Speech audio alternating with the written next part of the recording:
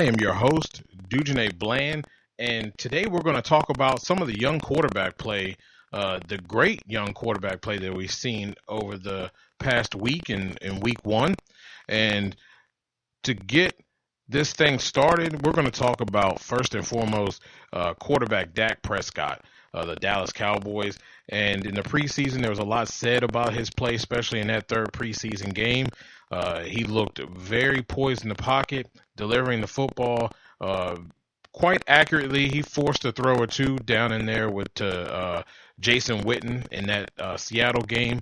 And many wondered whether he would be able to make that happen again under live bullets with a game plan posed against him. Well, against the Giants, even though they did lose the ball game, he definitely didn't lose it for them.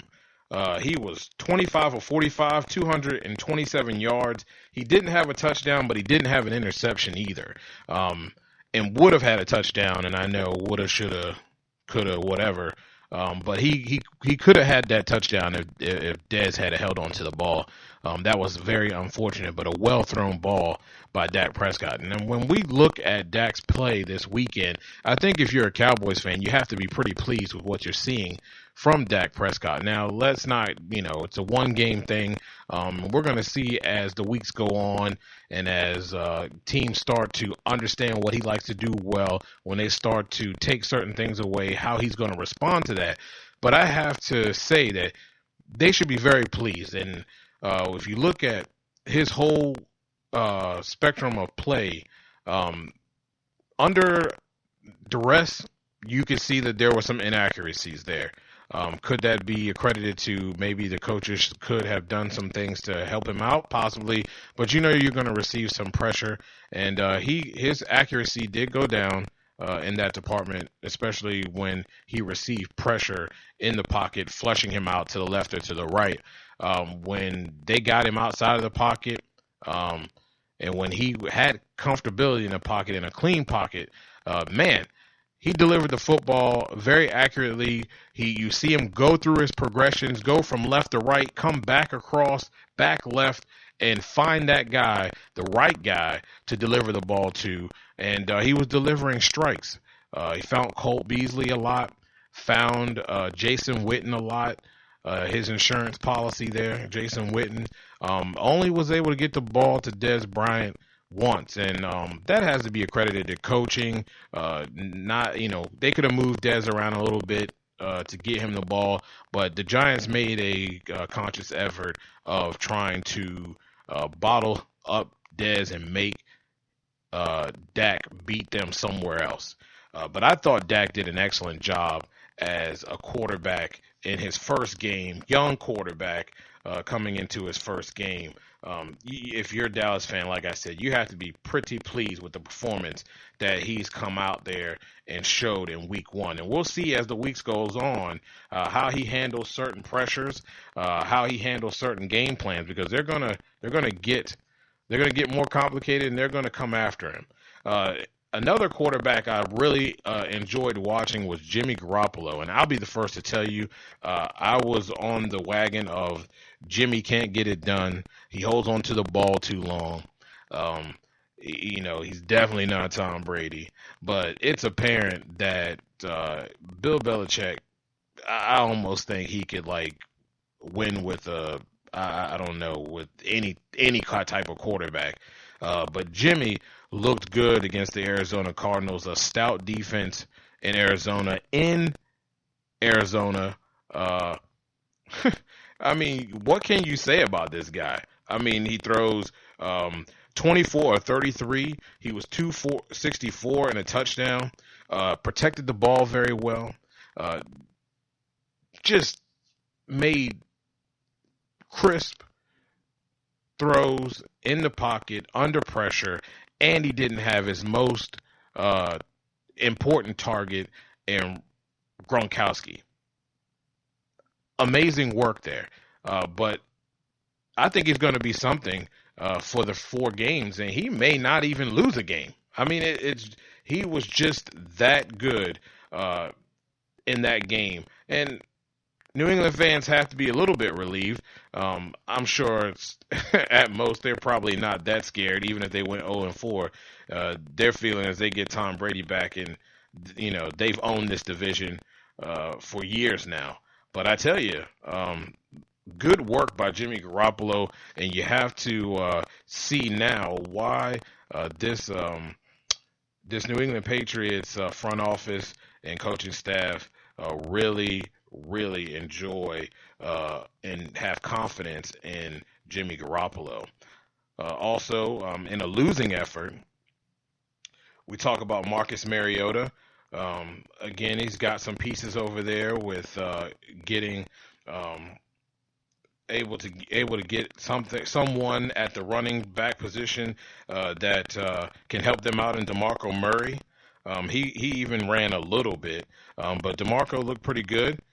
He was halfway decent. They asked him to throw the ball 41 times, which is a lot in a game for a young quarterback. But he was 25 of 41, 271, and 2 touchdowns. They did what they could against Minnesota. Turnovers were an issue, and I think that's something that definitely has to be addressed. The turnovers were an issue in this game, but as for Mariota, not too bad for his first outing. You'd like to see more out of him.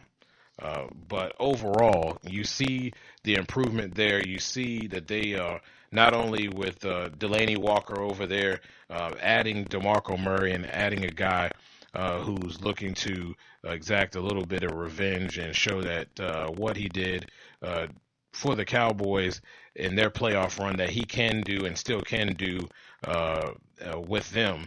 It's going to be very important, and he was an outlet for him. He found DeMarco Murray a few times, one for a passing touchdown to him. But you have to like what he's doing over there. It's very important that in a second season of a quarterback that you see growth, and that's something that over time, and it's just week 1, but we're going to be able to see more and more what Marcus Mariota has improved upon. Now, we talked a little bit about Trevor Siemian for the Broncos, and Trevor Siemian he did an excellent job for a guy who's only taken 1 snap. I think it's along the same lines of mostly all the other quarterbacks. Really did an excellent job inside the pocket, going through his reading progressions. Like we talked about in Friday's show about him being able to move around and avoid pressure, buying time, and being able to deliver the ball down the field. I thought those were things that you like to see out of a quarterback, especially a young quarterback, and still being able to maintain his feet under him and being able to deliver the ball with accuracy is something that's important, especially when you're taking over a team that's a Super Bowl champion team and defending their Super Bowl champion chip. And I tell you, the Philadelphia Eagles. How about Carson Wentz, Eagles fans? You have to be excited. And I know it's one game. It's a one-game sample, as we've been saying, but you have to be excited about what you saw out of Carson Wentz in this football game. A lot of good things. He did also see some pressures as well, took some hits, but he was able to put up 29 points in this ball game, had several drives where they just went right down the field on Cleveland, sticking it to them in the passing game. I think the one that stood out for me was the pass that he made to Aguilar in the corner of the end zone. It was a spectacular catch, but it was a well-placed ball where it needed to be, only where his guy could get a hold of it.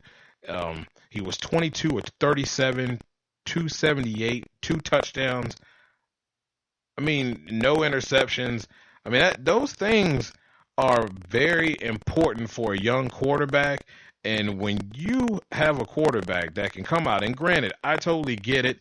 It's the Cleveland Browns. It's the Cleveland Browns defense. But this is an NFL defense. It doesn't matter who you play, when you play them. These are NFL players, and they are the cream of the crop. And you have to come out, you have to be accurate, and you have to come out and do your job. And that's exactly what Carson Wentz did. Was able to find his guys, get the ball moving down the field. Ryan Matthews, especially late in the game, provided him some comfortability there with being able to run the football and having that accuracy. But I tell you, Matthews had 7 catches for 114 yards. 7 catches for 114. Ertz, 58 yards. He had 6 catches. Aguilar, 4 catches, 57 yards. He really spreaded the ball around. And you see why they picked this guy. Now, does that mean that he was worthy of the second round pick, overall pick? First round overall pick? No, I don't think so. I still stand by the fact that I feel like Goff and Wentz were taken way too high for quarterbacks. But again, we see why they were so willing to get rid of Sam Bradford quickly and be able to throw their new toy right out on the football field, because they definitely had confidence, and it showed on the field against the Browns. And we're going to see what he's made of coming up in week 2.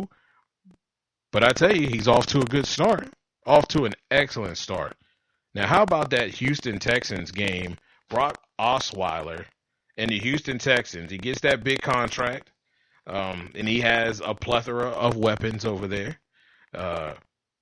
And everybody is wondering, hey, man, what is this guy going to do in the 7 games that he played for the Super Bowl champion Denver Broncos? He didn't show anything worthy of grabbing that monster contract that was given to him of $72 million. Well, he comes out and has quite the day. It was a slow start for them, no doubt. They didn't even get 10 points on the board until the second quarter.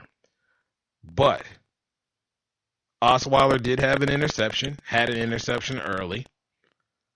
But he was 22 of 35, 231, had 2 touchdowns, spread the ball around very well. If you look at Will Fuller, the rookie out of Notre Dame, 5 catches, 107 and a touchdown, and it could have been a lot more. There was a couple catches that he missed as well. I believe he missed a touchdown catch as well. Hopkins had 54 yards and a touchdown, 5 catches. Anderson, 3 catches, 25 yards. Griffith, 2 catches, 17 yards. He had the running back, Miller, catch 4 out of the backfield. He was spreading the ball around very well. They were moving the ball at ease at times against a Bears secondary that is very, very, very questionable. They have a decent front 7, but that secondary is questionable. But they did a decent job overall during the game. I mean, hey, let's face it, they were up 14-10 at the half. 14-10 at the half before the floodgates opened up and the Houston Texans were able to pull away. But we saw some pretty awesome quarterback play out of a lot of these guys. Jameis Winston as well is another guy who had a great day. So some great quarterback play, and we're going to be looking to see if those young quarterbacks can get it done and continue to progress as the weeks go on. We know it's going to get tougher week to week.